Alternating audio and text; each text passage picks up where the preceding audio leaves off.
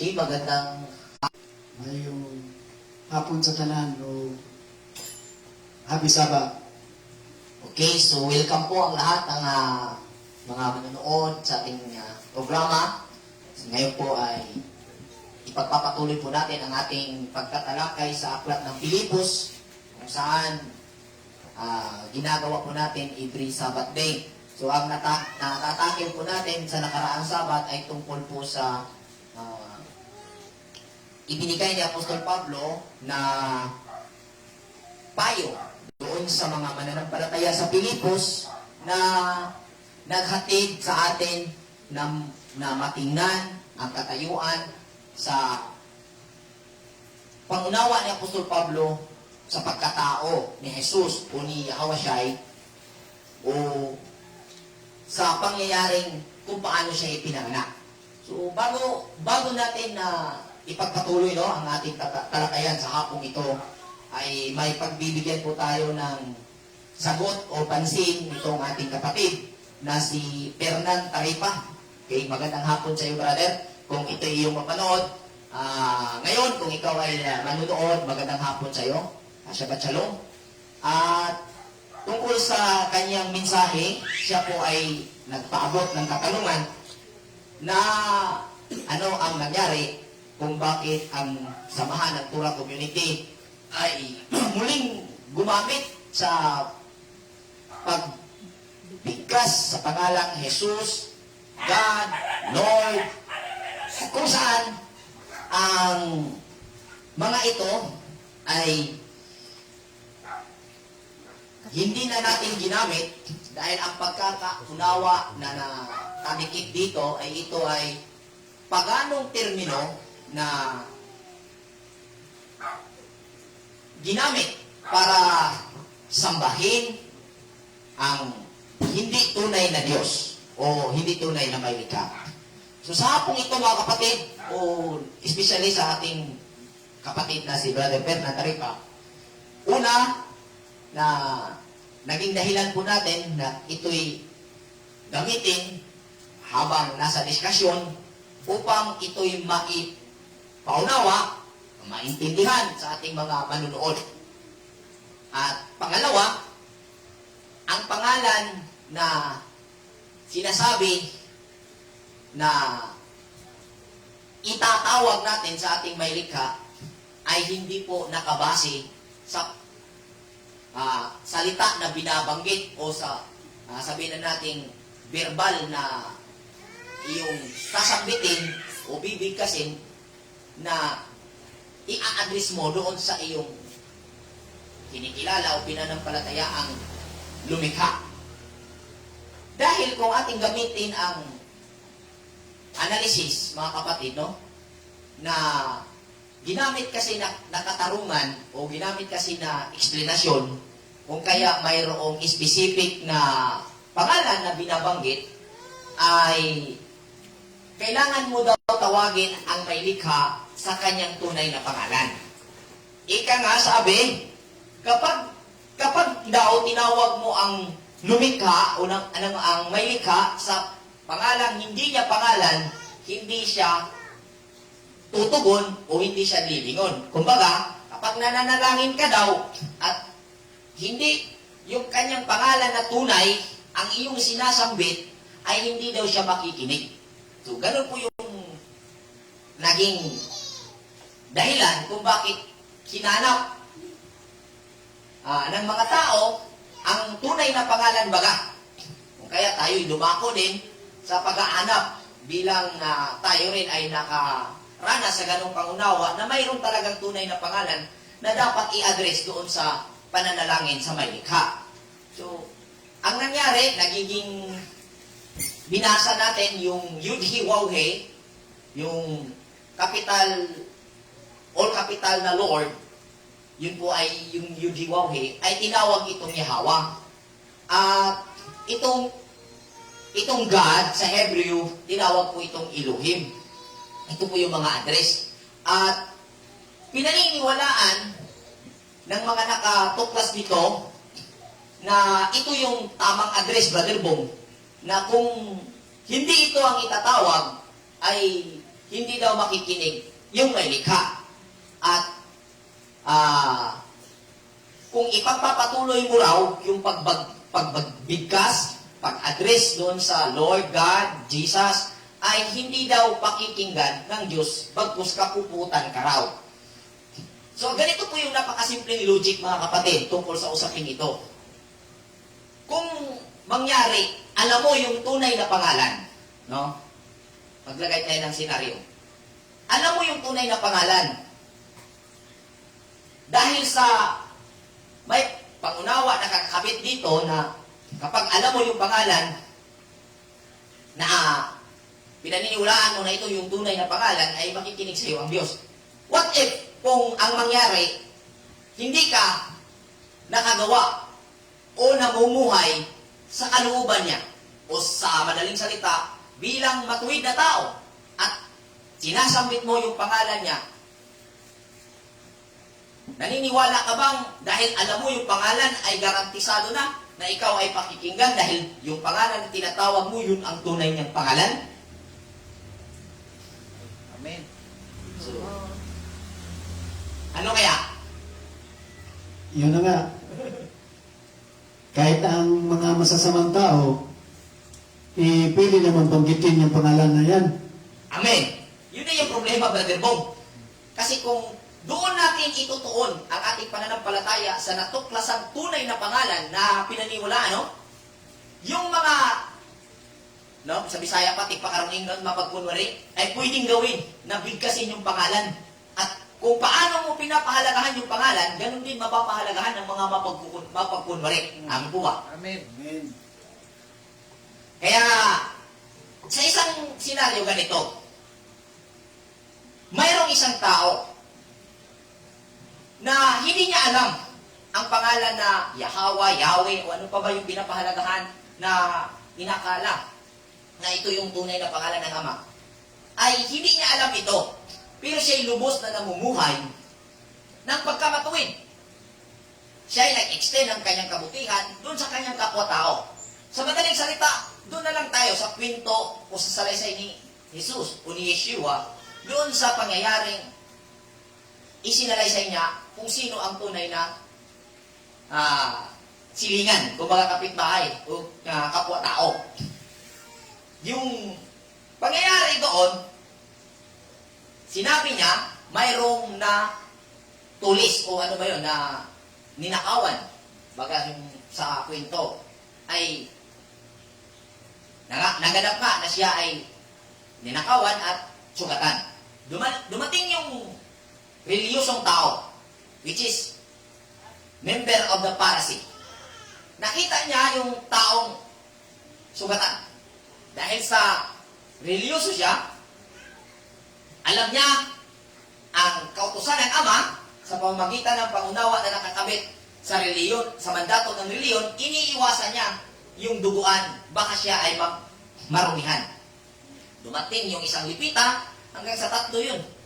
Hindi nila nagawang tulungan dahil ang pinoprotektahan nila ang pagkabanal na tinataglay nila habang sila'y sumusunod sa mandato ng kanilang reliyon o sektang kinabibilangan. Sa ibang parte naman, dumating daw yung isang Samaritano. Ang Samaritano hindi po active sa gawaing reliyon. Wala siyang ibang ginawa nung nakita siya, dali-dali siyang tumulong doon sa sugatan. At nagtapos ang salita na kinalingan ng Samaritano yung biktima. At nagtapos ang kwento ni Misaya na nagsasabi, sino ang tunay na kapwa-tao? So, ang sagot ng mga nakikinig, yung Samaritano. So, dito mo makikita kung sino yung papakinggan, no? Yung, alam, siyempre, yung reliyoso mga Pariseo, alam nila yung pangalan. Pero, hindi, yun ang nakita doon sa storya. So, kung ang isang tao gumagawa ng pagkamatuwid sa kapwa niya at hindi alam ang tunay na pangalan na tinatawag ng mga tao ngayon na pinaniniwalaan na yun yung tunay na i-address doon sa Ama, patuloy pa rin na napakikinggan ng Diyos o ng may likha ang taong iyon. Dahil hindi sa pamamagitan ng verbal na salita na iyong itatawag doon sa may likha, ikaw ay pakikinggan. Sa pamamagitan ng iyong dalisay na intensyon sa iyong mga ginagawa. Amen. Dahil ang pangalan ay hindi po talagang pangalan sa tulad sa atin na personal na pangalan. Ito ay titulo ng Diyos Ama o ng may likha. Titulo po ito na kung saan, kung ating titingnan, ito ay ang pagkamatuwid. Ayon sa Ecclesiastes o sa Proverbs, kung ang isang tao, ang masamang tao na nanalangin, kahit yung kanyang pananalangin ay kamumuhian ng Diyos. So, dito mo maaanalisa na yung pangalan na alam mo ngayon, binabanggit mo, hindi mo pwedeng magiging garantiya na alam mo yung pangalan at makikinggan ka. Yung gawa, yung intensyon na matuwid sa paggawa ng mabuti, o anuman ang yung ginagawa, yung dalisay na intensyon sa paggawa ng mabuti, ang magiging garantiya na natatawagan mo o matatawagan mo yung Ama. So, ang Torah community ay dumako po sa pangunawa na ang pangalan na binabanggit ng sino mang tao, so anumang lahi, kung ito ay intended po sa kanyang paggawa ng mabuti sa pamamagitan ng taglay na dalisay na intensyon ng bawat taong mananampalataya sa kung ano ang kanyang pinanampalatayaan, wala pong problema. Ano po ba? Amen. Amen. Isang kwento sa panahon ng mga apostoles. Naalala nyo yung anak ni Esquiva? Yung dalawang lalaki? Nung nakita nila na si Pablo ay nagpapalayas ng mga mga demon possessed sa panahon ng Apostol Pablo, minamanmanan nila ito at nalaman nila na sa pamamagitan ng pangalan ni Hawashai o ni Yeshua o na anak ni Jose at Maria, kung ano man yung pagkabanggit nito, narinig ng mga anak ni Esquiva na yun ang ginamit ni Pablo upang palayasin ang mga may masasamang espiritu. Gayunpaman, madaling salita, may nangyari na may na-possess at pinuntahan ito ng dalawang anak ni Esquiva. At ginamit nila ang pangalang Yeshua or Yahawashai. Sigurado po tayo kung paano binanggit ni Pablo, ganon din binanggit ng mga anak ni Esquiva yung pangalan ng Misaya, kung saan sa pagkatao o sa panahon ni Pablo o sa kanyang ginagawa, naganap ang paglayas ng diablo. Sinigurado ito ng mga anak ni Esquiva na kung paano binanggit ni Pablo yung pangalan na ginamit pala na pagpapalayas ng demonyo ng diablo ay yun din ang pagkabanggit nila. Di ba po? Amen. Sa madaling salita, nangyari nga na kanilang pinaalis yung masasamang espiritu. Sabi ng masamang espiritu na nandoon sa pisikal na katawan, sino kayo? Si Jesus kilala ko. Si Pablo kilala ko. Pero kayo, hindi ko kayo kilala. Gikarati, gikulata mga igsoon, ang mga anak ni Esquiva, duguan at luhaan, tumakbo, kumaripas ng takbo at sugatan. Gamit ang tunay na pangalan. Yung pangalan na nababanggit, hindi epektibo. Yung pangalan na binabanggit mo, hindi pwedeng maging garantiya mo yun na sa iyo ang pabor ng panahon. Balik tayo sa Juan. Ang sabi ni Misaya nung nananalangin siya, sabi niya, Ama, bantayan mo sila sa pamamagitan ng pangalan mo na ibinigay mo sa akin. Pangalan mo na ibinigay mo sa akin.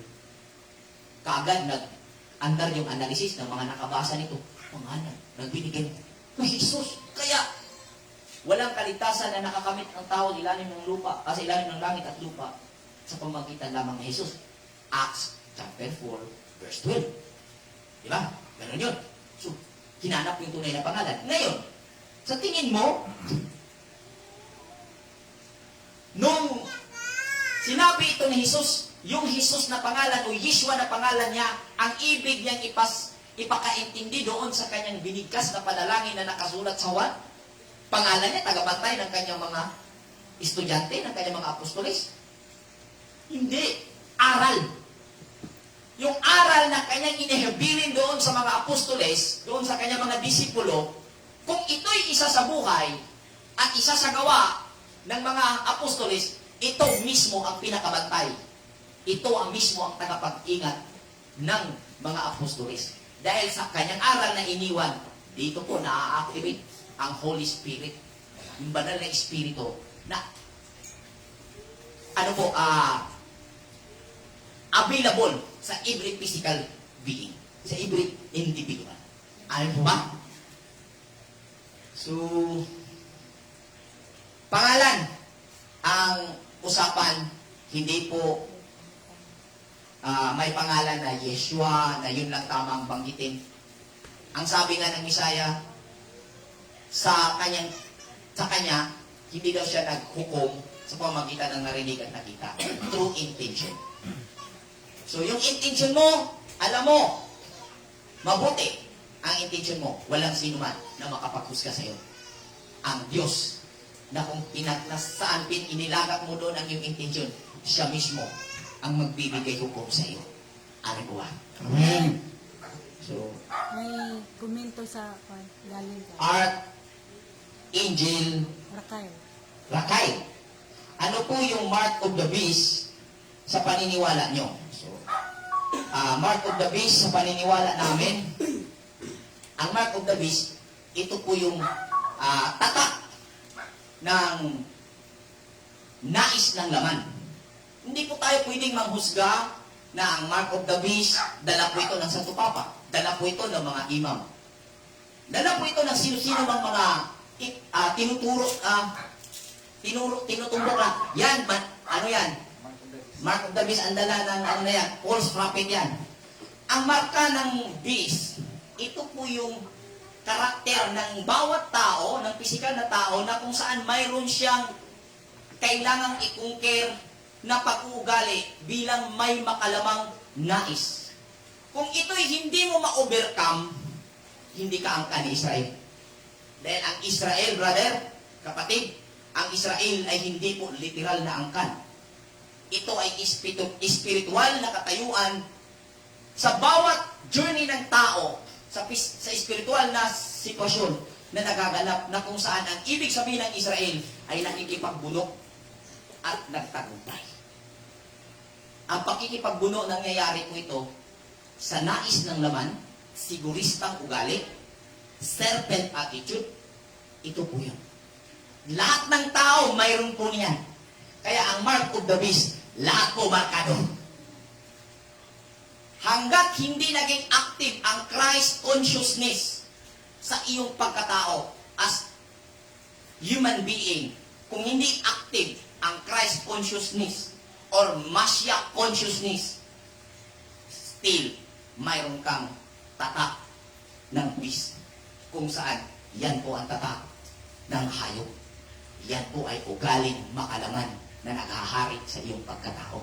Hindi mo yan pwedeng ituro sa kung sino-sinong tao na may dala o sino-sinong grupo na reliyon. Ayan, sila yung nagdadala ng mark of the beast. Yang Katoliko, yang Romano Katoliko, yan ang nagdadala ng tatak ng beast. Yang Muslim, o sino-sino pa ang hindi mo pwedeng ituro yan. Dahil lahat tayo may ugaling sigurista at makalaman. At pag yan ay naghahari hanggang sa iyong pagtanda, mamamatay kang markado ng diablo. Pero pag yan ay iyong na-overcome mula sa makalamang pagkatao, ikaw ay dinatnan ng espiritual na pagkatao kung saan yan ay ang Kristo. Mula sa Adam na katayuan, may paghahari sa iyo ang nais ng laman na siyang nag-govern sa iyo, at sa mga consequence na nangyari dahil sa nais ng laman na sinunod mo, ay na-awaken ang iyong spiritual being as Christ consciousness. Ikaw ay nakiisa, magiging nakaahon ka doon sa marka ng hayop. Ang hayop po, yung pag-uugaling hindi patas at makatarungan. Lahat tayo mayroon po yan. Hanggang yan ang naghahari sa atin, markado ka ng dyablo. Amen po ba?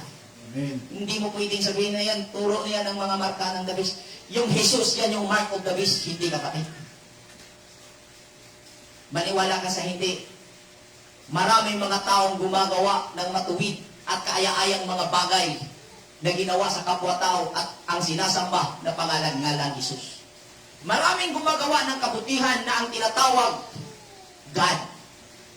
Marami ding gumagawa ng kasuklam-suklam na ang tinatawag ang pinangbabanal mong pangalan. Ano ba?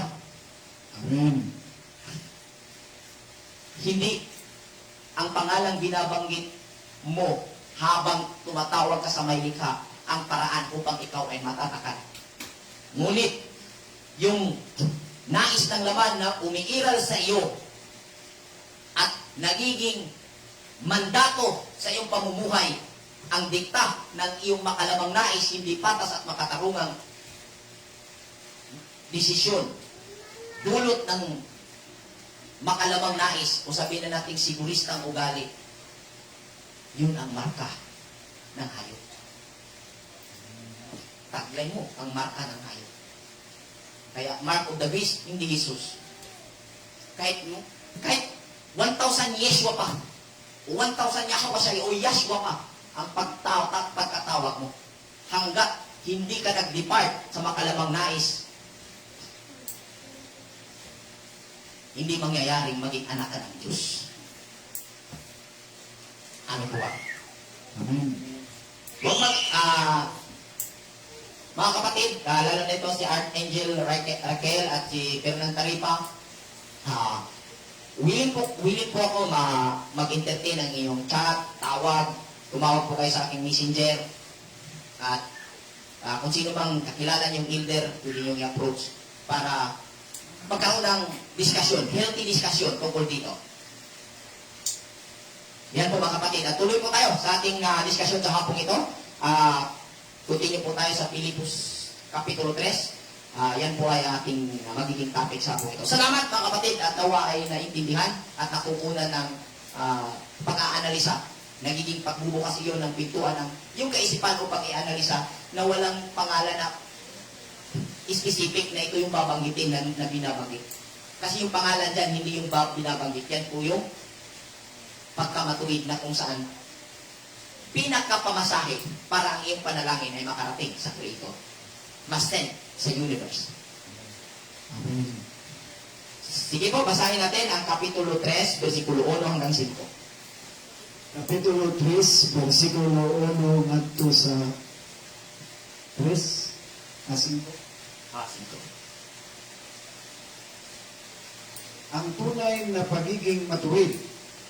Sa wakas, mga kapatid, magalak kayo sa Panginoon. Hindi kaabalahan para sa akin na ulitin ang naisulat ko na, dahil ito naman ay para sa malayo kayo sa kapahamakan. Versikulo 2. Mag-ingat kayo sa mga taong asal-aso, sa mga taong mahilig sa paggawa ng masama. Sila ay mga taong naghihiwa ng kanilang katawan.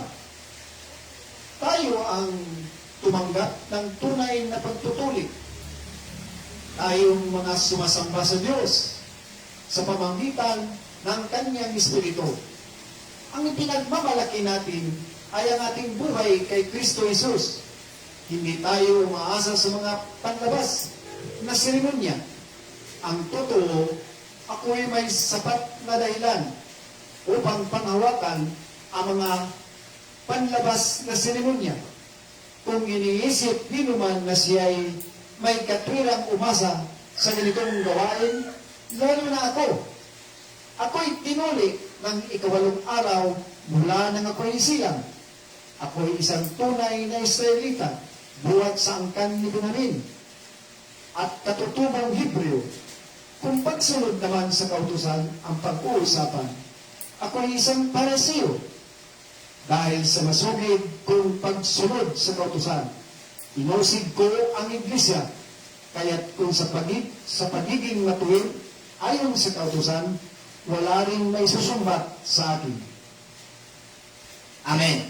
So, ang punto ng versikulo 1 na binasa po natin ay magalak kayo na ipakita po dito bilang yung ating ginawang interpretasyon na nakuha po natin sa Kapitulo 1 kung saan sinabi ni Apostol Pablo na sa bersyon ng MBB na wala siyang pakialam, kinagagalak niya ang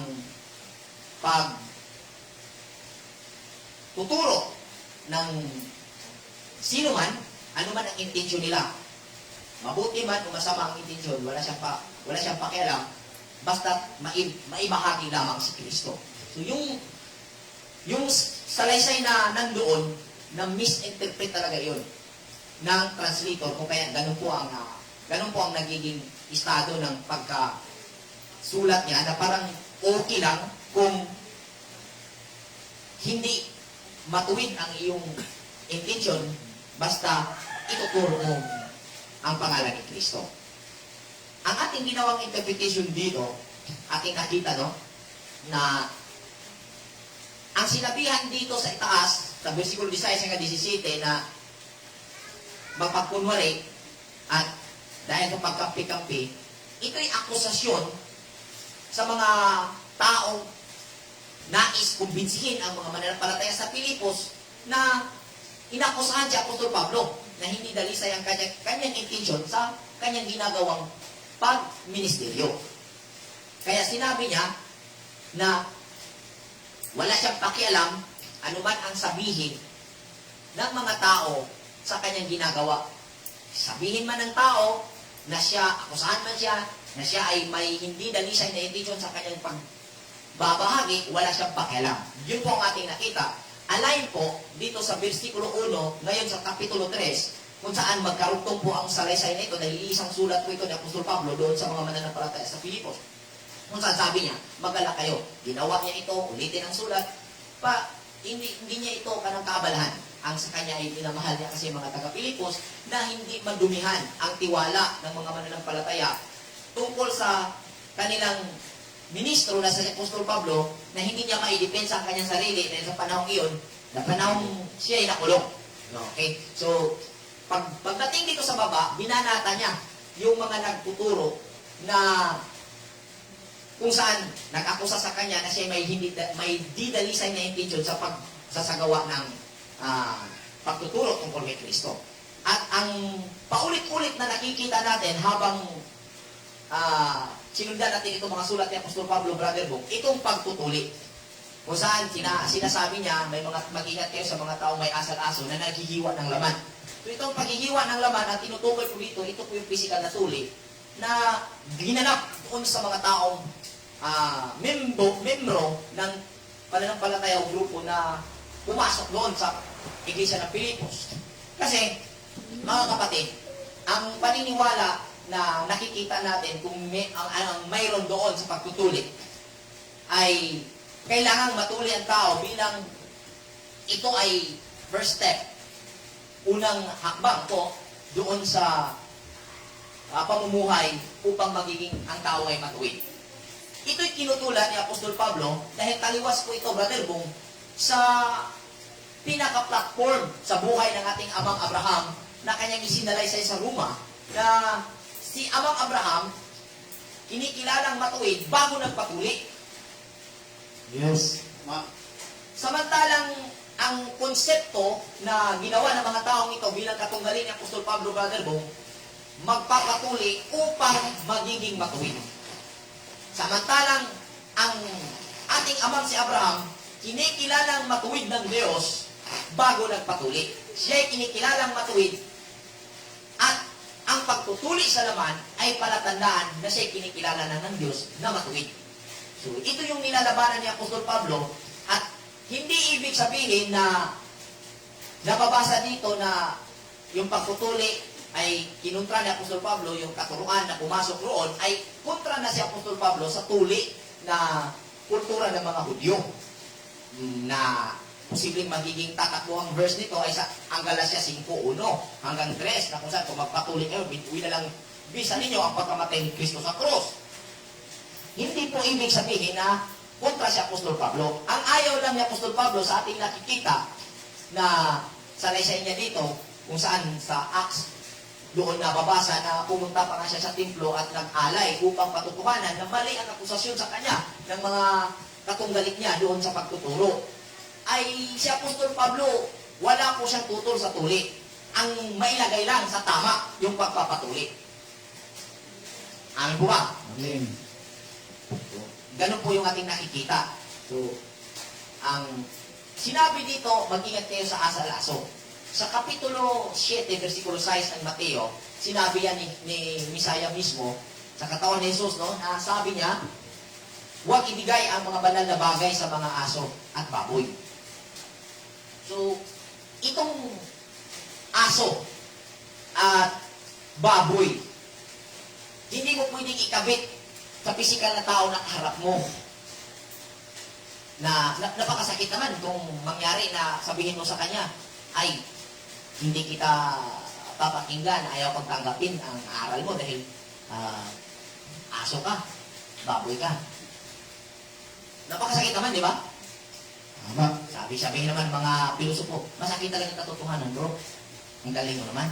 So, ganito po mga kapatid, yung aso at baboy na tinutukoy dito ay huwag mong isagawang intindihin na ito ay ikakabit mo doon sa tao na pisikal na kinakaharap mo.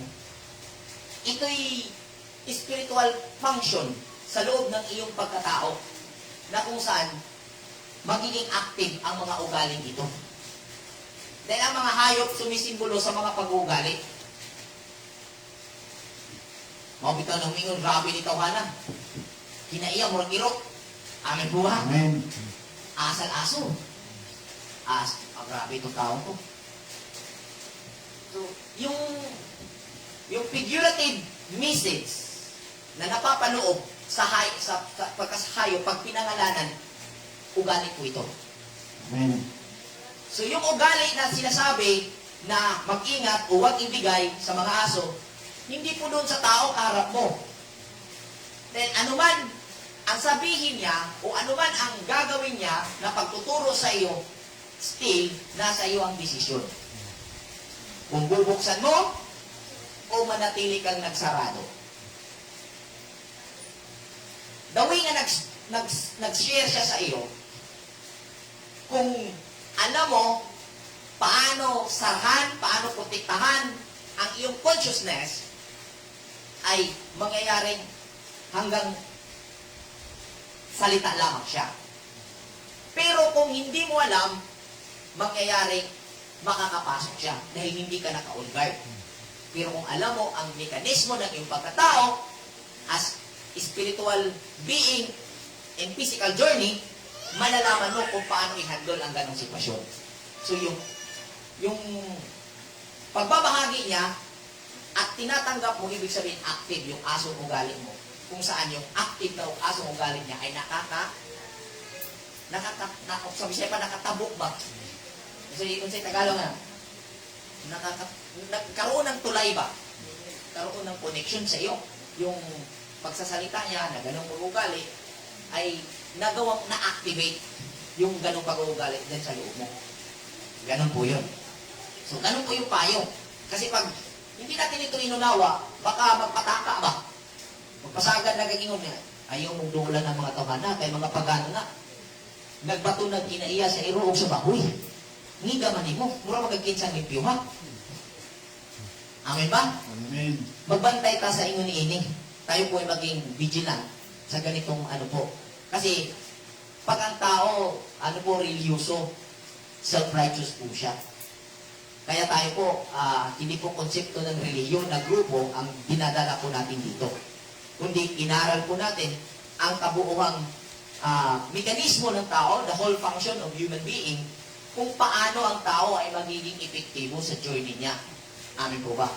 So hindi po ito pa-limbutay sa reliyon, padaghan ng membro, ang atin pong adhikain ay maibahagi ang kabuuang function ng pagkatao upang ang tao ay makapamuhay ng epektibo anuman reliyon ang kinabibilangan niya, anumang sekta kinabibilangan niya, at kung magiging active ang spiritual conscious niya, yung Christ consciousness niya, o ng ninumang tao na magiging interesado sa ganitong pag-aaral, magiging ilaw siya sa komunidad na kinabibilangan niya. Alam mo ba? Amen. So, patuloy po tayo. Versikulo 6 hanggang versikulo 6 hanggang 9. Versikulo 6. Dahil sa masugid kong pagsunod sa kautusan, inusig ko ang iglesia. Kaya't kung sa pagiging matuwid ayon sa kautusan, wala ring masusumbat sa akin. 7. Ngunit dahil kay Kristo, ang mga bagay na pinapahalagan ko noon ay itinuring kong walang kabuluhan. Walang kabuluhan ngayon. Oo, itinuturing kong walang kabuluhan ang lahat ng bagay bilang kapalit ng lalong mahalaga ang pagkakilala kay Kristo Jesus na aking Panginoon. Ang lahat ng bagay ay pinalagay ko kung walang kabuluhan. Makantan ko lang si Kristo at lubusang makasama niya.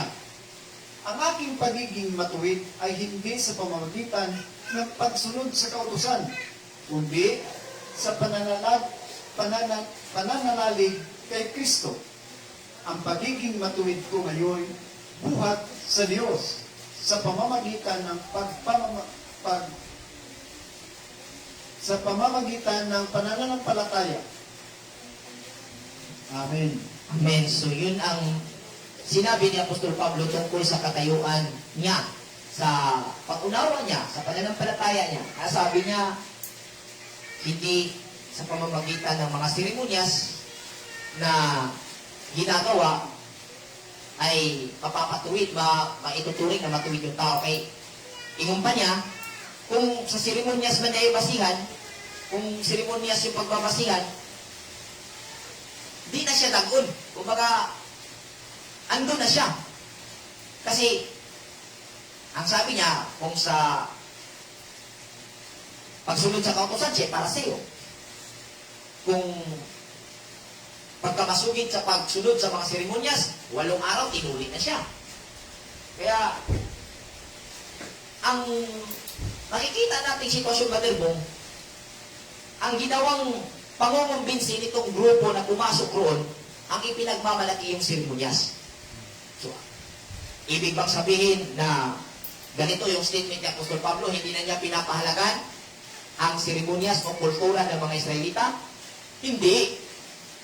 Katunayan nga niyan, nag-alay pa si Apostol Pablo sa templo. Ibig sabihin, kinikilala niya yung seremonyas. Ang nawawala dito, yung spiritual essence ng seremonyas na isinasagawa. Ano po ba? Amen.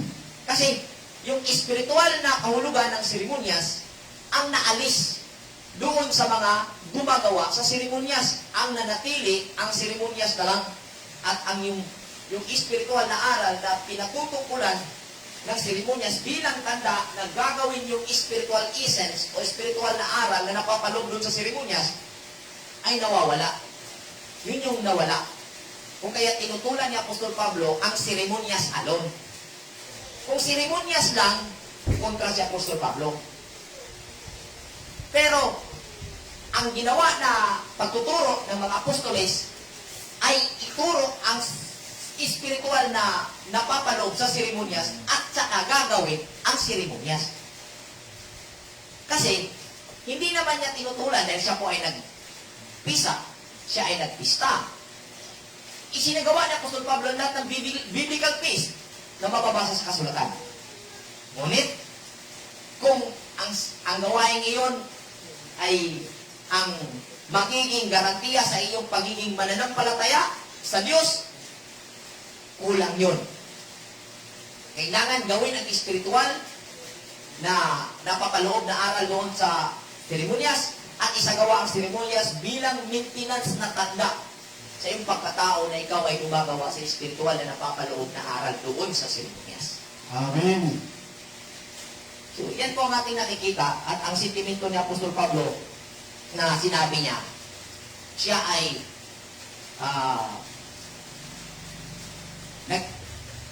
iniisip niya na yung lahat na ginawa niya ay walang kapuluhan.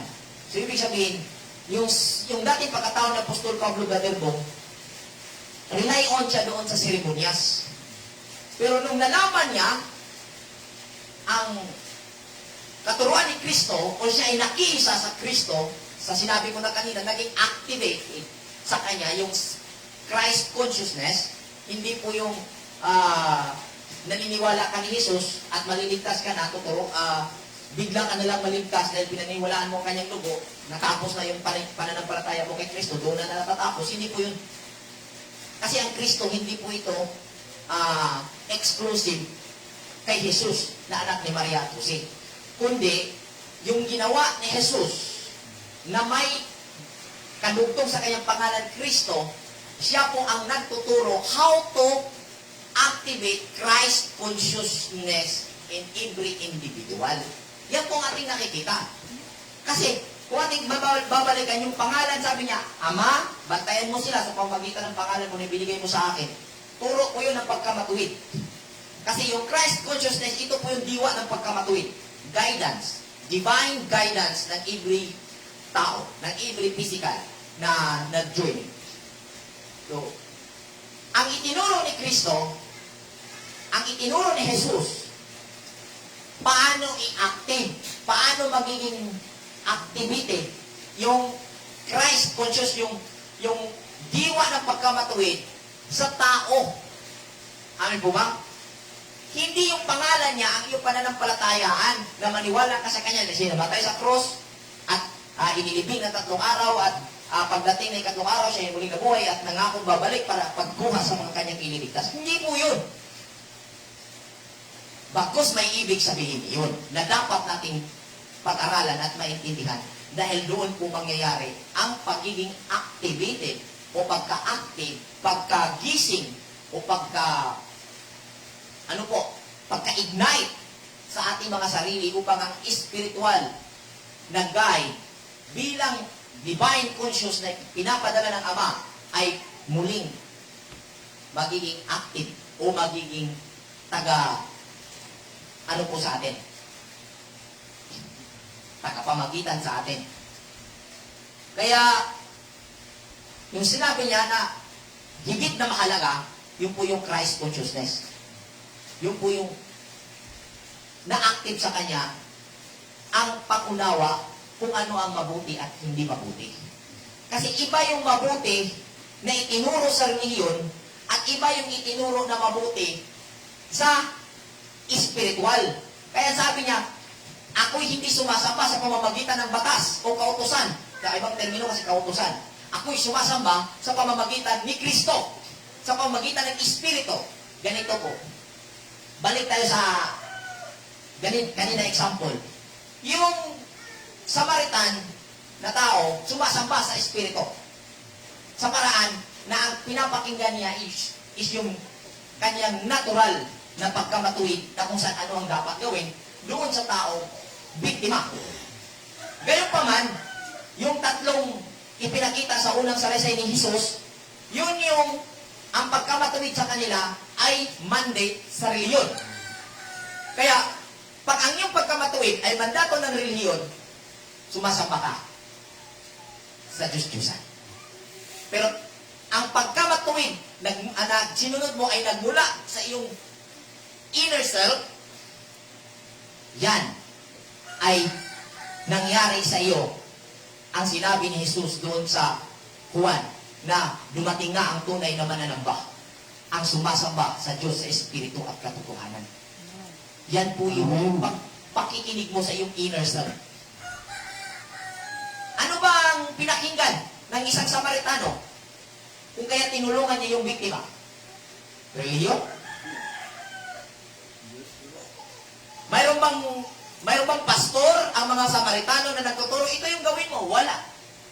Ano pinakinggan niya? Yung divine spirit. Yung inner self. Kung saan available ito in every human being. Amin po ba? Amen. Amen. Pagbandato ng reliyon, ang pagkamatuwid niyan, iba sa mandato ng Espiritu. Kasi pag mandato ng reliyon, ang sabi, kung ano itong doktrina, yun na yun. Kailangan na Brad, mabilanggo ka. Kasi yung mga pagtuturo ay nakabase doon sa kanilang doktrina. Kung saan, ang gumagawa sa doktrina na ipinapasa doon sa mga tao, hindi naman gaya sa sitwasyon ng bawat membro o bawat tao na naruroon sa bawat sitwasyon na kanilang kinakaharap.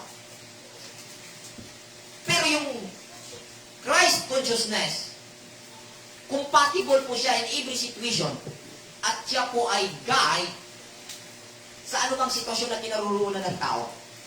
Kung kaya, iba-iba po yung tugon na gagawin ng tao sa bawat sitwasyon na kanyang kinaroroonan. At siya ang nakakalam, basta't malinaw sa kanyang intention ang ginagawa niya na desisyon habang siya ay naka-engage doon sa sitwasyon na kanyang kinaroroonan. Amin po ba? Amen. Kaya, ang sabi ni Apostol Pablo, sumasamba ako sa Espiritu. At yung kanyang pananampalataya ay sa Diyos. So, dito sa mga na makapanood o nanonood po dito na hindi po pamilyar ang pundasyon ng aming pananampalataya sa Tura Community, ang Diyos po namin ay hindi po separate sa aming pagkatao. Amen. Ang Diyos po namin ay hindi nananahan sa likod ng alapaap. Amen. Ang Diyos ng Torah Community ay ang sistemang kinaroroonan namin kung saan lahat ng tao umiiral. Kaya ang sabi, ang Diyos ng Israel ay ang Diyos ng buong mundo. Amen. Kung saan lahat ng inilalang, lahat ng may buhay ay nag-iral yan dahil sa sistema kung saan siya naroon. At yan ang Diyos ng Torah Community. Ang Diyos ng buhay. Amen.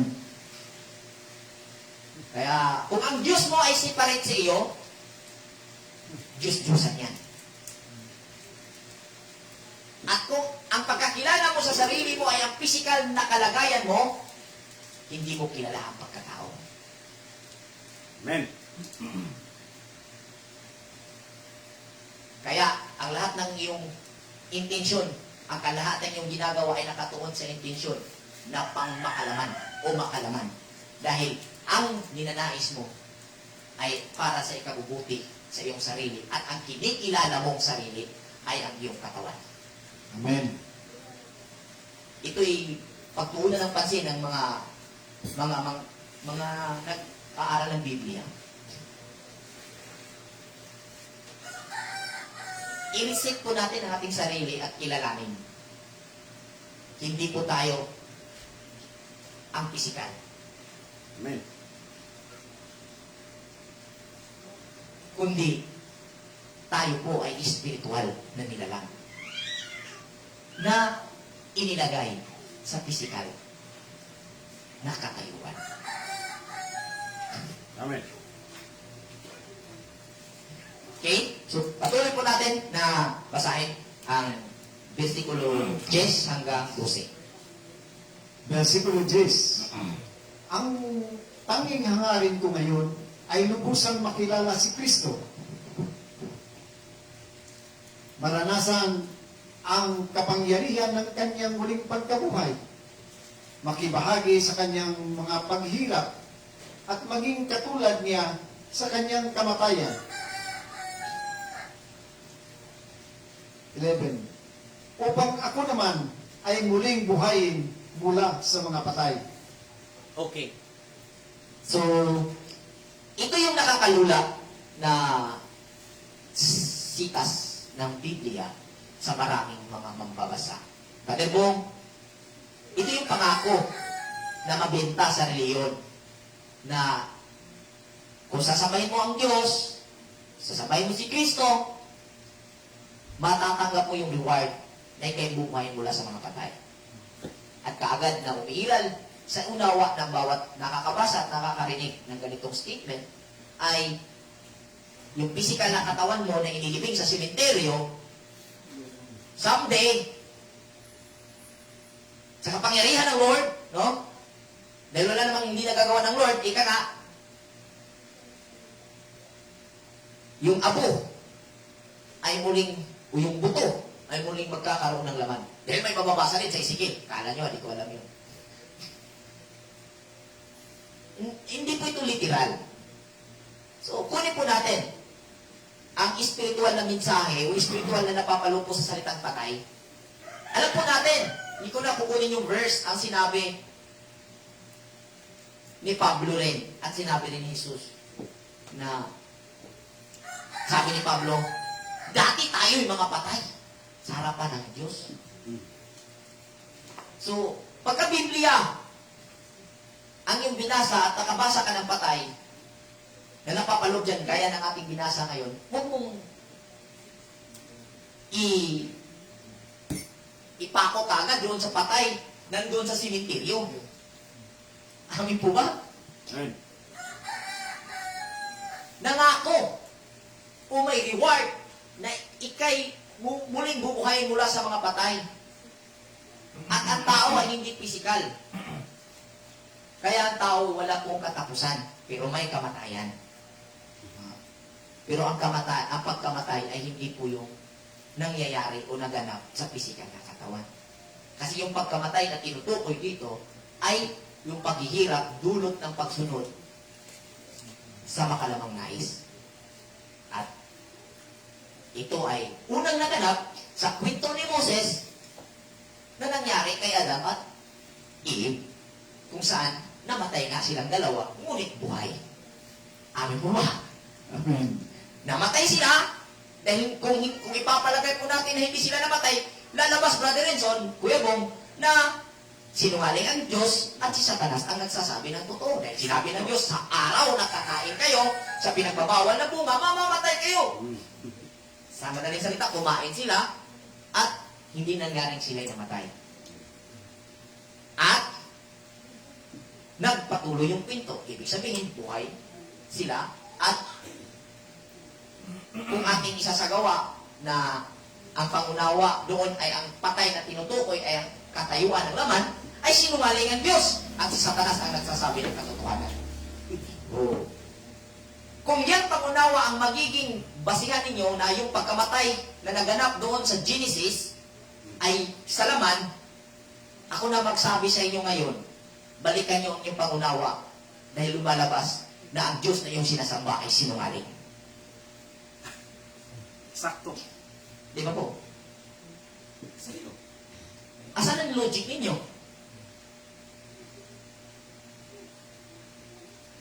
Kaya mga kapatid, yung sinabi ni Apostol Pablo na muling bubuhayin mula sa mga patay, sa katayuan po ito ng espiritual na pagkatao. Amen. Ang patay po dito ay ang mga pisikal na katawan o mga kaluluwa kaya bawat pisikal na katawan may kaluluwa. Amen. Bawat may dugo, may kaluluwa.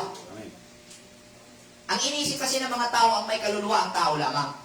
Bawat may damdamin, kaluluwa po yan. Amen. Since sa Genesis po, chapter 1, verse 20, sa tubig po nagmula, o doon unang nilalang ang mga kaluluwa. Kasi sa Biblia, pag binasa mo yan sa Hebrew, doon po unang lumitaw yung salitang nefesh, na kung saan ang ibig sabihin, kaluluwa. Ito itin-translate into salitang soul sa English.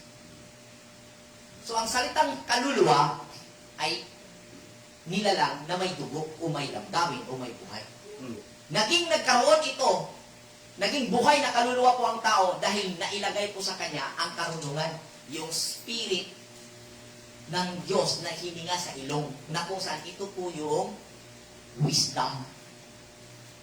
Ano po ba? Amen. Diyan po nangyari. So yung pagkamatay na sinabi ni Apostol Pablo, muli siyang bubuhayin mula sa mga patay, ito po yung journey ng kanyang bersyon, ng kanyang pagkatao na muling mabubuhay sa mga kaluluwa na nagnanais na sambahin ang Diyos. At ang bersyon ng pagkatao ni Apostol Pablo ay magiging guidance doon sa kaluluwa na kung saan siya'y mabubuhay ulit.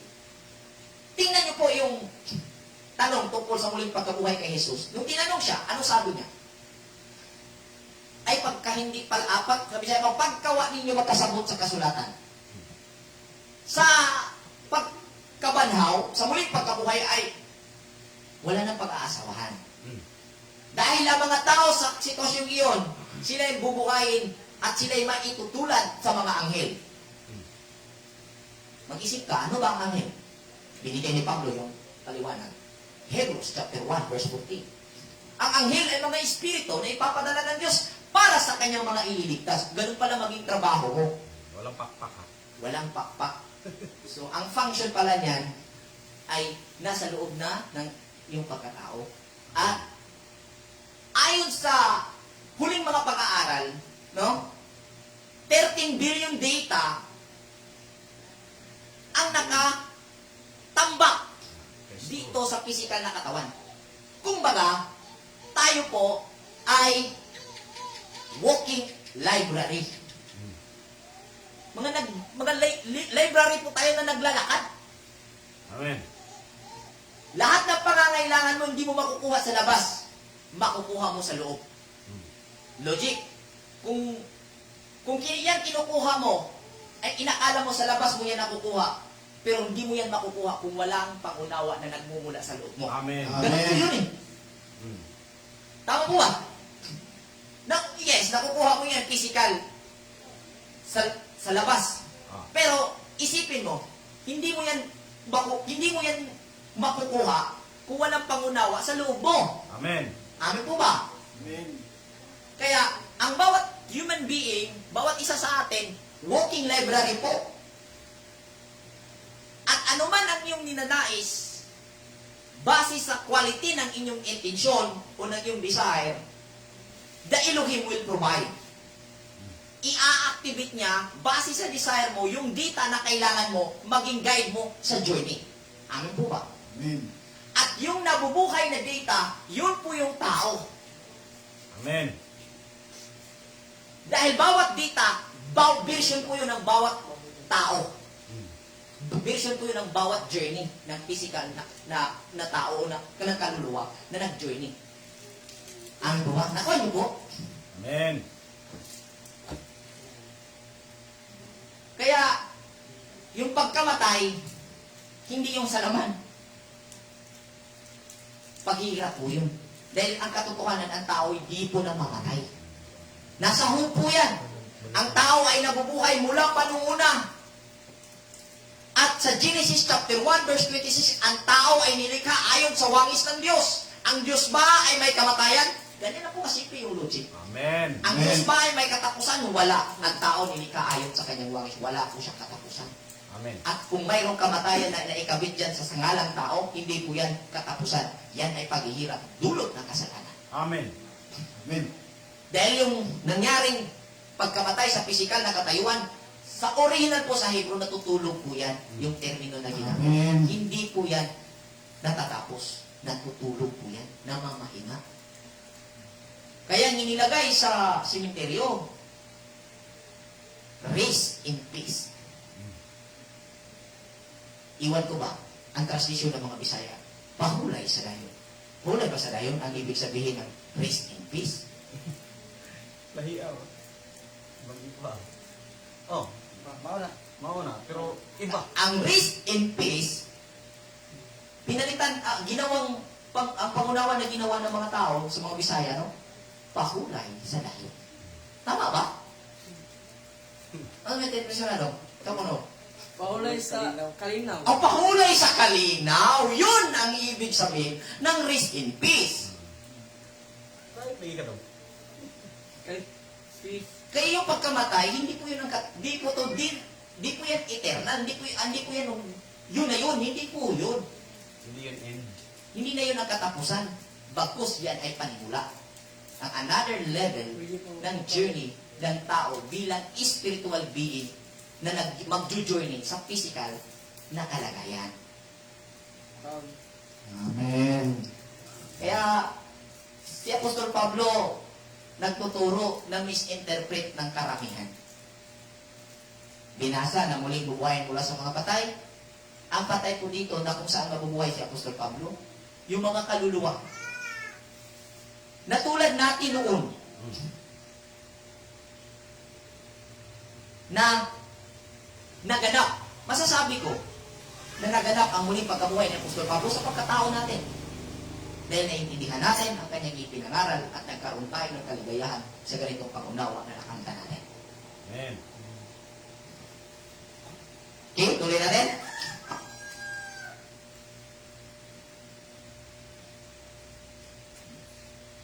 Versikulo 12 hanggang Hanggang 17. 17. Versikulo 12. Hindi sa nakamtan ko na ang mga bagay na ito, hindi rin sa ako'y ganap na. Ngunit sinisikap kong makamtan ang gantimpala sapagkat ito ang dahilan kung bakit ako'y tinawag ni Kristo Jesus. 13. Mga kapatid, hindi ko ipinapalagay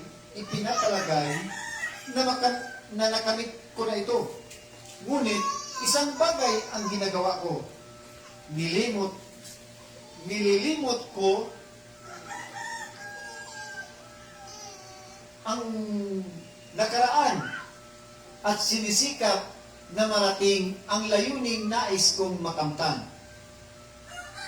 Nagpatuloy nga ako patungo sa hangganan upang makamtan ang gantimpala ng pagkatawag sa akin ng Diyos sa pamamagitan ni Kristo Jesus, ang buhay na hahantong sa langit. Una, so, ang naintindihan ko dito sa salaysay ni Apostol Pablo na ipinarating niya doon sa mga taga-Pilipos ay naipakita ni Apostol Pablo na nahanap niya ba yung kanyang pagkatao. Kumbaga, sa ginawa niya na nangaral o nagbabahagi ay na-found out niya na yun yung purpose ng kanyang pagkatao. Yun yung purpose ng kanyang pag-iral. So, kung mahanap mo ang iyong sarili kung saan ikaw nararapat, doon mo na nalaman na tinawag ka sa ganoong gawain. Ano po ba? Amen. At ang mangyayari doon, gagawin mo iyon ng may kaligayahan. Amen. Ganito. Ang sabi, hindi daw maganda ang magiging empleyado, Brother Pong. Kasi sa pagiging empleyado, para kang inaalipin, na pribadong alipin ka. Pero sa pagkakaintindi ko, hindi naman din maganda. Kung lahat ng tao, negosyante. Puro amo. Ano po ba?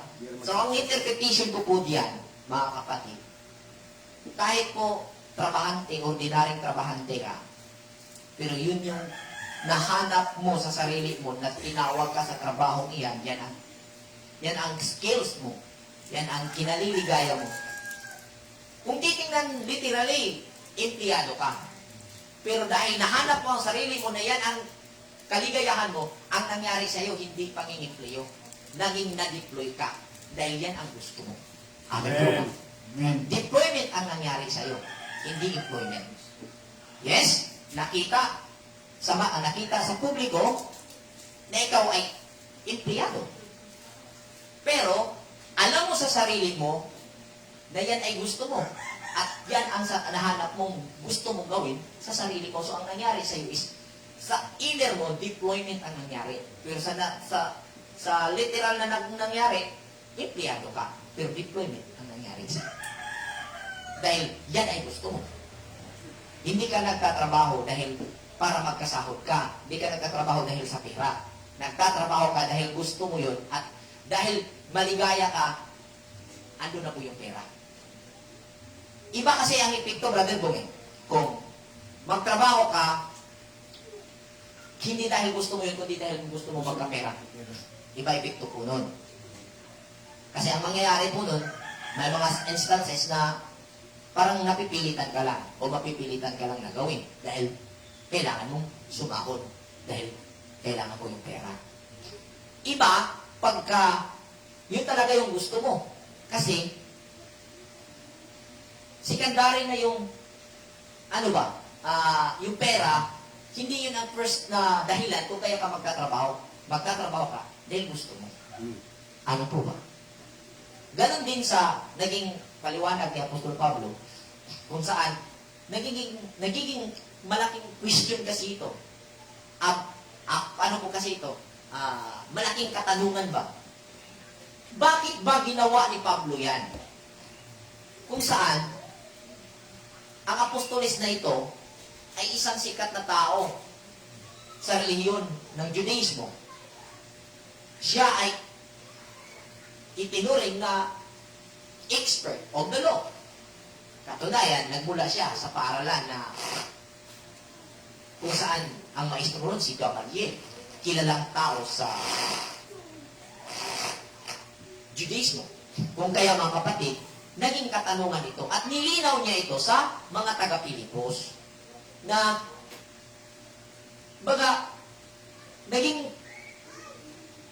ang pangyayaring ito ba, naging ginamit din ng mga katunggalin niya na, kita mo, kung wala yung masamang intensyon, tingnan mo, bakit niya iniwanan ang kanyang dating katayuan at magpakahirap sa sitwasyon na yan? Hindi natin alam, may lihim yan binabala na nais niyang ganito. Hindi yan normal kasi tingnan mo, naghihirap siya. Yung pagkakulong niya, ginamit na, yan. Kung talagang matuwid niya ang tao yan, hindi siya yan dapat nakulong. So yan yung posibleng statement ng mga katunggalit ni Apostol Pablo sa panahon niya. Kung kaya nilinaw niya sa taga-Pilipos na talagang ang ginagawa niya ay yun yung naintindihan niya na purpose kung kaya siya nagiging umiiral o nagiging dahilan ng kanyang pagkatao. Dahil bawat isa sa atin, kung paano tayo, kung kailan tayo isinilang, no? Ito yung nalaman ko, no? Kung kailan kayo isinilang, mayroong mga specific formation sa pagkakataon at oras kung saan kayo isinilang, kung kailan kayo isinilang, na ang oras na iyon, ang formation ng iyon sa buwan ng whole universe ay magiging yun ay linya na ng mga tao na kung saan ang katawan na physical o kaluluwang isisilang sa ganong formation ay ang magiging next na sasakyan ng tao na doon o nakatalaga sa posisyon o sa sitwasyon ng universo na yung katawan na yun na isisilang na may kaluluwa, yung kaluluwa ay magiging next na tahanan niya upang i-continue ang kaniyang pagkatao. Isipin nyo, isang bata, Brother Bong, anak natin yan.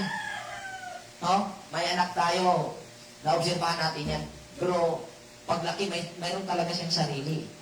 Mayroon talaga siyang sariling ugali. Mayroon talaga eh. Although makaka-impart ka bilang tatay, bilang parents, pero mayroon talaga siyang unique. Mayroon talaga siyang authenticity sa kasarili niya. Meron akong nabasa, bro, na gano'n ang paraan ba? Yung sa babae at lalaki. Yung babae daw, yung mamamana mo sa babae, yun ang katalinuhan. At yung sa lalaki, ang mamamana mo ay yung emosyon mo. Ang emosyon mo daw, yun sa ama mo, yun ang makukuha mo. Pero yung katalinuhan, ay doon daw magmula yun sa nanay. Ito yung posibleng nagaganap sa history ng pamilya, no? Posible na ganun. ang nangyari. Kasi bawat ginagawa ng tatay at nanay sa bawat kupol, ako'y naniniwala sa guhit ng palad. Nakaano na kasi dyan eh. Yung choy mo, nakaano na dyan eh. Nakaplastada na dyan. Yung pwedeng mangyayari. Kaya ang sabi, alam ng Diyos ang mangyayari sa iyo sa inaharap. Pero hindi ibig sabihin na predictable yung buhay ng tao. May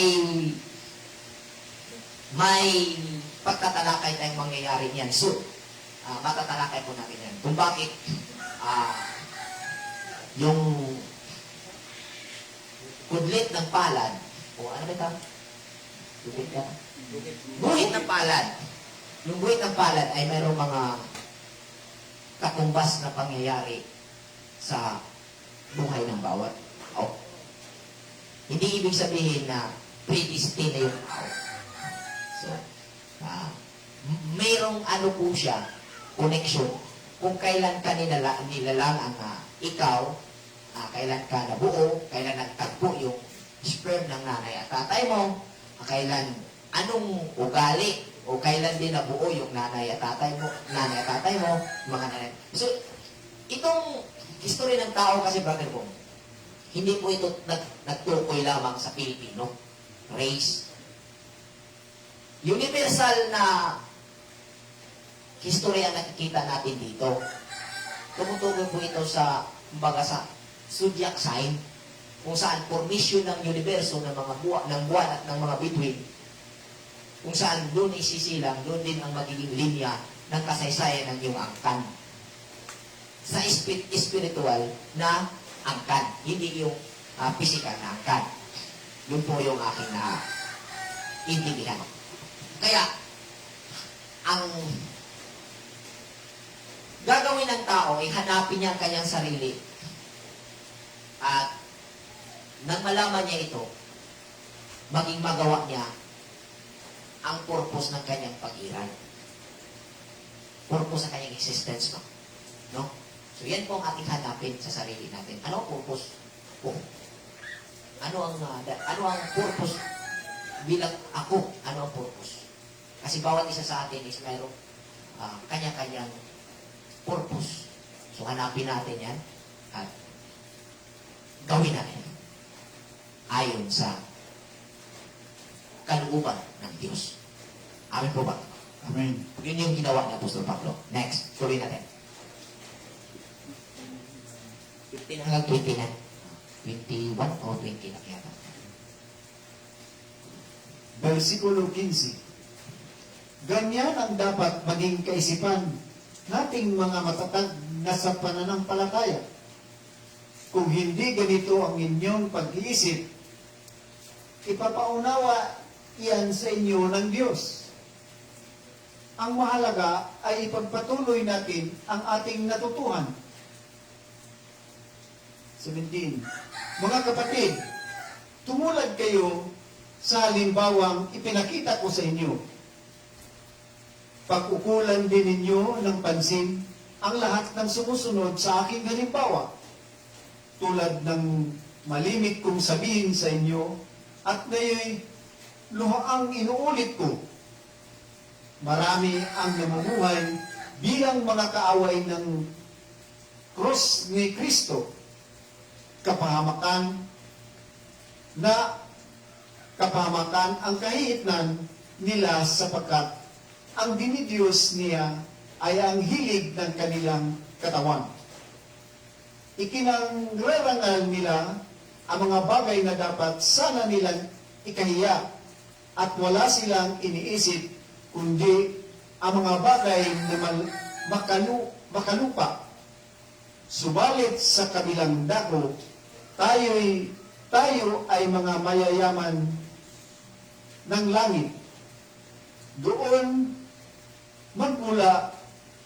magmumula ang tagapagligtas na hinihintay natin ng may pananabik, ang Panginoong Hesukristo, sa pamamagitan ng kapangyarihang ginamit niya sa pagpapasok ko sa lahat ng bagay, ang ating katawang lupa na may kahinaan ay babaguhin niya upang maging maluwalhating tulad ng kanyang katawan. Amen. Amen.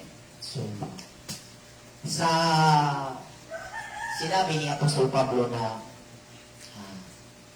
yung walang ibang ginawa kundi ang kanilang dinidiyos ay ang kanilang sarili. Sa ibang bersyon, ang kanilang dinidiyos ay ang kanilang tiyan. So, ayon sa naging tanong din kanina, related din ito sa topic natin pag-uusapan, yung Mark of the Beast. So, balikan natin na madaliin nating i-recall sa ating isipan ang naging curse ng serpent na inipataw sa kanya. Ang sabi, mula ngayon, ikaw ay gagapang gamit ang iyong tiyan.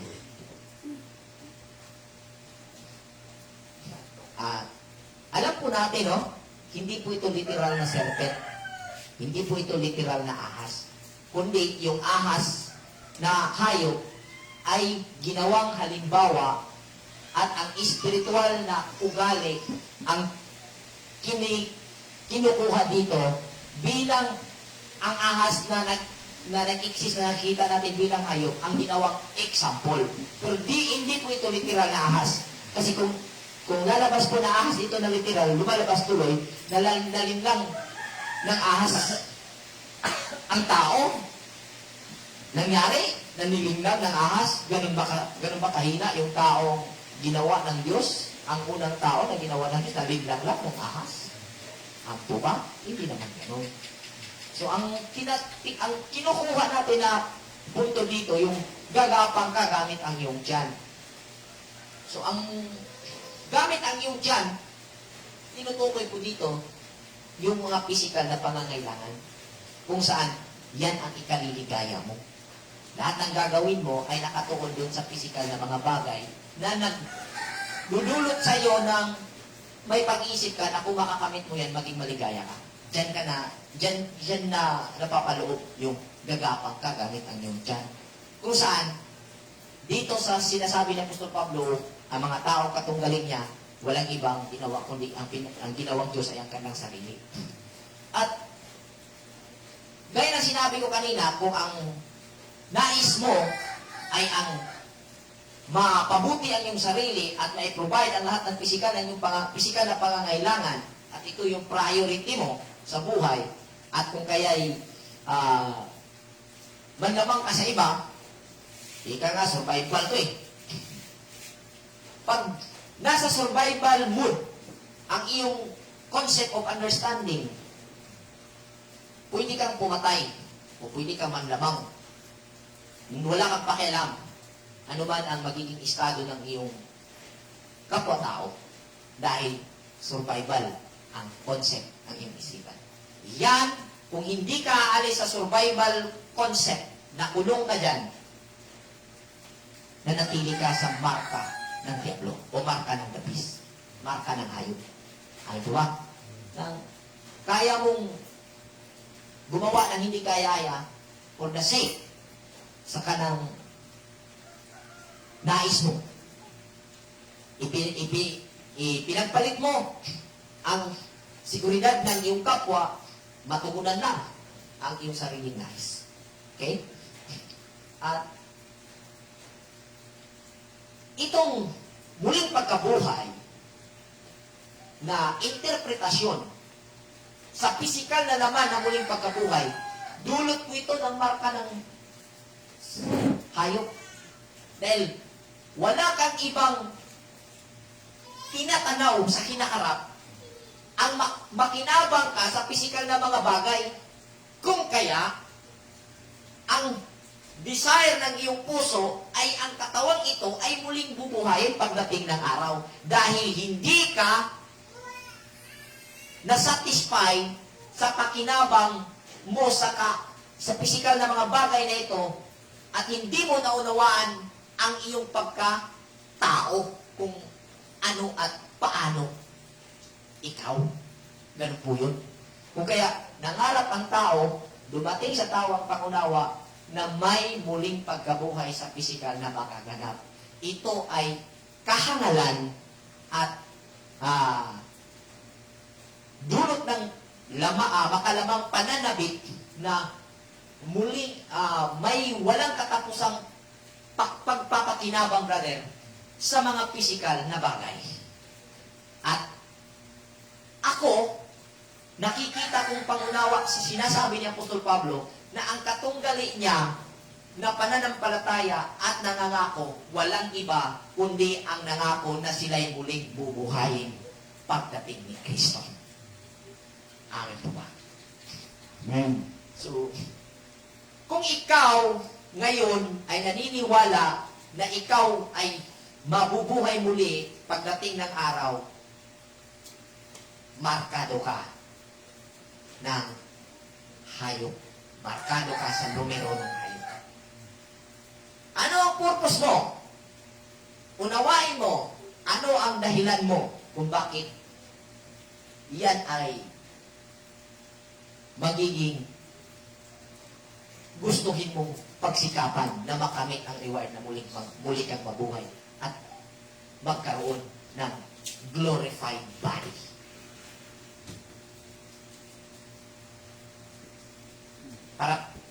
Para lubusan at walang katapusan ang pakinabang na gagawin sa pisikal na mga bagay. Kaya gumawa ka at pumasok ka sa mga pananampalataya at sinunod mo ang mga proseso, doktrina na itinuro sa iyo para makamit ang reward na may pagkabuhay sa pisikal na katawan. Kung ganyan ang paniniwala mo, nakakulong ka o markado ka at hindi gising ang spiritual consciousness mo or hindi buhay ang Christ consciousness sa iyo. Amen. Ang sabi ni Apostol Pablo, nawa ganito ang inyong pag-iisip. Mula sa ating tinalakay since chapter 1, since chapter 2, ngayon po chapter 3 na tayo, at marami pong sulat na tinalakay po natin na sinulat ni Apostol Pablo, malayong-malayo po sa existing interpretation na itinuro sa atin. Sa atin, ating nakikita si Kristo, si Jesus ay isinilang sa pamamagitan ng pagtatalik ni Jose at Maria. Ito ang nakikita nating unawa na napapalood sa pangunawa ni Apostol Pablo habang inaral at inaanalisa po natin ang kanyang mga isinusulat. Ayaw po ba? Amen. So, ano yung maging sentimento nito, Brother Bo, tungkol sa nais ng laman? O kung mayroon kang may paparating dito na payo sa ating mga manunood, sa ating mga kapatiran, kung at paano ito iwasan itong maging Diyos ang ating tiyan o yung marka ng gabes, paano natin ito iwasan?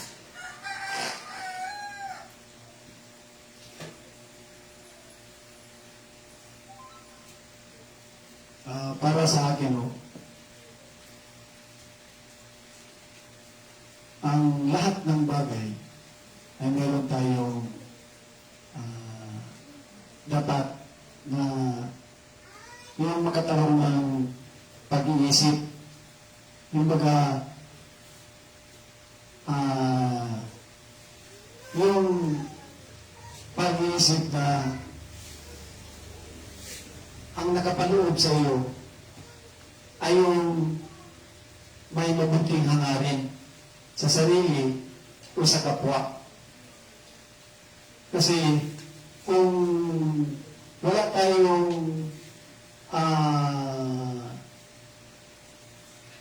mabuting hangarin sa ating sarili o sa kapwa,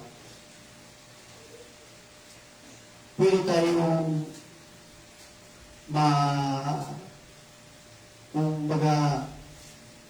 masalisihan ba ng yung mga masasamang intensyon natin sa ating sarili o sa kapwa.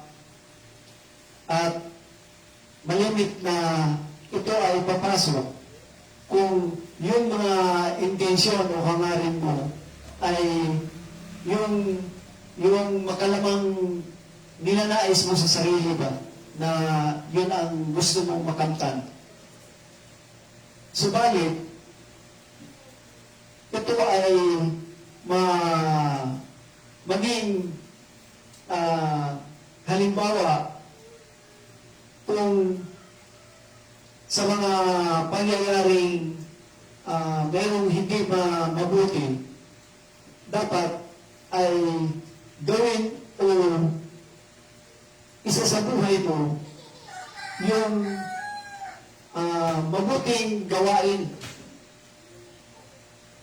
Sa mga tuwid, yung aral na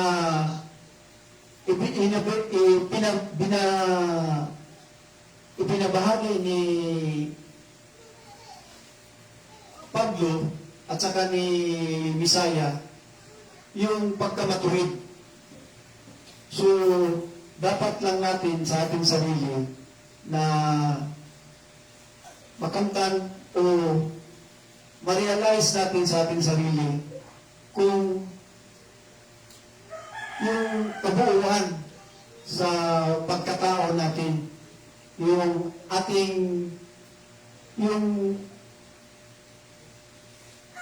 bakit tayo ginawa ba sa original na pamamaraan na itong katawan ito na physical ay huwag nating gawin na pantasya itong nangyayari sa ating buhay na merong mabubuhay muli yung katawan natin.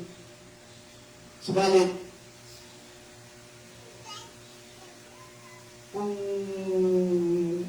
meron tayong mababasa, meron naman talaga mababasa dito Amen. na minsan lang mabuhay ang tao at minsan lang mamamatay. Itong physical na ating katawan.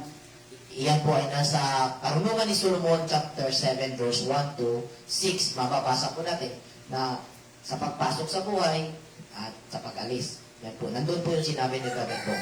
Puntahan niyo po, basahin niyo po sa inyong mga Biblia na isang bisis na bubuhay ang tao sa magitan ng pagtatalik ng lalaki at babae at siya aalis sa buhay. Sa isang pagkakataon yun nangyayari yun. Sa bawat journey yun. So, hindi mangyayari yung nabulok ka na, naging abo na, muli kang mabubuhay. Kalukuhan yun.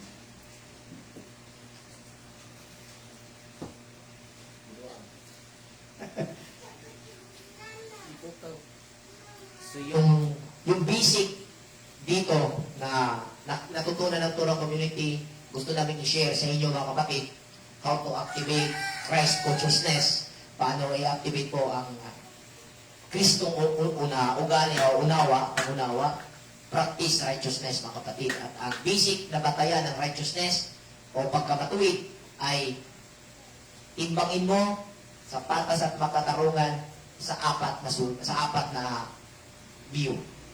Ano ba tawag dito sa engineering? Yung may front view, may top view, may side view, may back. Ano ba tawag mo? Nasa engineering ano yan. So timbangin mo ang maging decision mo sa buhay upang ma-activate. Hindi, ang buhay ay hindi problema na kailangan mong isolve.